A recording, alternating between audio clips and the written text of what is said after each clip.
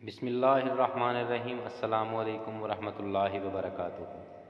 حضرت حفصہ رضی اللہ تعالی عنہا، آپ کے والد کا نام حضرت عمر فاروق رضی اللہ تعالی عنہ اور والدہ کا نام زینب بنت مظعون تھا۔ آپ سیدنا عبداللہ بن عمر کی بڑی اور حقیقی بہن تھیں۔ آپ اعلان نبوت سے 5 سال پہلے مکہ میں پیدا ہوئیں۔ جوان ہونے پر انیس بن حذیفہ سہمی رضی اللہ تعالی عنہ سے نکاح ہوا۔ آپ اپنے ماں باپ کے ساتھ ہی مسلمان ہوئیں۔ آپ کے پہلے شوہر انیس بھی مسلمان تھے۔ آپ نے اپنے شوہر انیس رضی اللہ تعالی عنہ کے ساتھ مدینہ کی طرف ہجرت بھی کی۔ سامعین، 2 ہجری میں غزوہ بدر ہوا۔ اس لڑائی میں آپ کے شوہر انیس رضی اللہ تعالی عنہ شہید ہو گئے۔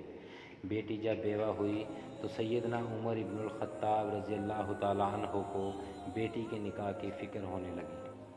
ایسے میں نبی کریم صلی اللہ علیہ وآلہ وسلم نے خود سیدہ حفصہ سے نکاح کی پیشکش کی۔ یہ نکاح 2 ہجری میں غزوہ بدر کے بعد ہوا۔ نکاح کے بعد آپ حرم نبوت میں رہنے لگیں۔ سیدہ رضی اللہ تعالیٰ عنہ بہت بلند مرتبہ خاتون تھی۔ آپ کے بلند مرتبے کا اندازہ اس سے لگایا جا سکتا ہے کہ ایک دفعہ حضرت جبرائیل علیہ السلام اللہ کا حکم لے کر رسول اللہ صلی اللہ علیہ وآلہ وسلم کے پاس آئی اور کہا کہ حضرت حفصہ رضی اللہ تعالی عنہا آپ کی دنیا میں ہی نہیں جنت میں بھی آپ کی بیوی ہوں گی۔ سیدہ رضی اللہ تعالی عنہا نے امیر معاویہ کی خلافت کے زمانے میں شعبان سن 45 ہجری میں وفات پائی۔ اس وقت مدینہ کے گورنر مروان بن حکم تھے۔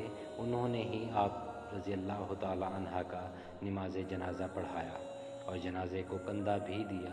سیدنا ابو ہریرہ رضی اللہ تعالی عنہ نے آپ کو قبر تک پہنچایا۔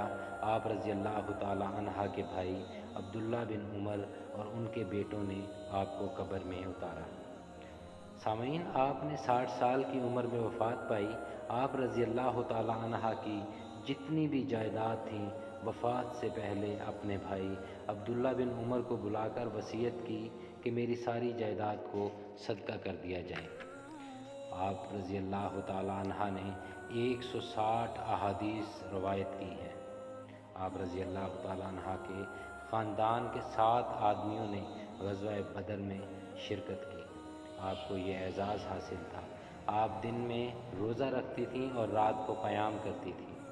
جس دن آپ کی وفات ہوئی اس وقت بھی آپ حالت روزہ میں تھیں۔ اللہ تعالیٰ کی آپ پر ہزارہ رحمتیں نازل ہوں۔